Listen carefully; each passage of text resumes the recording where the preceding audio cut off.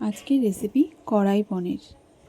প্রথমেই আমি একটি বাটিতে 10-12টা মতো কাজু বাদাম নিয়েছি। তার মধ্যে দিয়েছিলাম 2 চামচ মতো পোস্ত, 1 চামচ সাদা তিল, একটু জল দিয়ে ভিজিয়ে রেখেছি।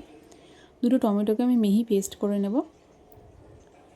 টমেটো পেস্টটা হয়ে গেলে পোস্তটা ভিজিয়ে রেখেছিলাম তার মধ্যে কয়েকটা কাঁচা লঙ্কা দিয়ে সেটারও একটা পেস্ট বানিয়ে নিয়েছি। আমি এখানে 400 গ্রাম মতো পনির নিয়েছি। পনিরটাকে একটু হালকা লাল করে ভেজে নেব। পনিরটাকে খুব বেশি ভাজলেও একদমই হবে না, একটু হালকা করেই ভেজে নিতে হবে।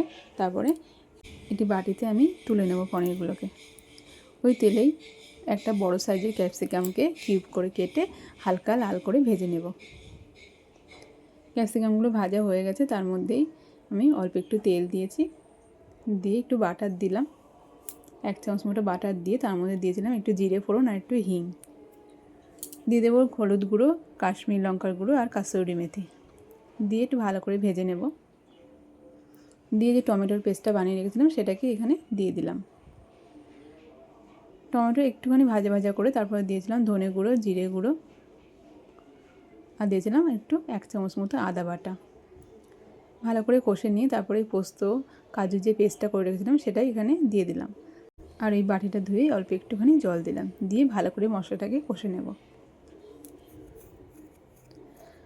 মশলা ভালো করে কষতে কষতে আমি কিছুটা ফ্রোজেন মটরশুঁটি এখানে দিয়েছি আর দিয়ে দেবো ভেজে রাখা ক্যাপসিকামগুলো।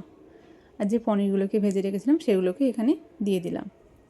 দিয়ে দেবো স্বাদ মতো লবণ, দেবো স্বাদ মতো চিনি, দিয়ে ভালো করে নেড়ে চেড়ে নিয়ে এখানে আমি জল ঢেলে দেবো।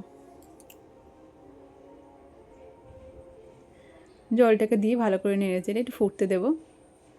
ঢাকা দিয়েছিলাম, ঢাকাটা তুলে দেখলাম একদম তৈরি হয়ে গেছে। গরম নামানোর সময় গরম মশলা দিয়ে গরম গরম ভাত রুটির সাথে পরিবেশন করে।